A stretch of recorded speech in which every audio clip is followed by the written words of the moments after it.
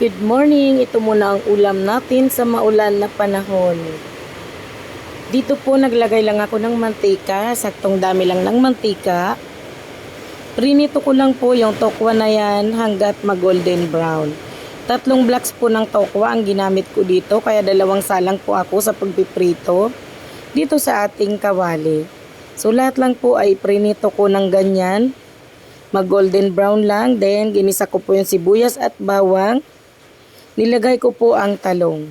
4 na pirasong talong nga po pala yan na maliliit lang. Kinuha ko lang po sa garden. So, naglagay din po ako dyan ng konting magic sarap, toyo, at saka po mamaya maglalagay ako ng oyster sauce. Pinakulo ko lang ng konti yung talong para lumambot.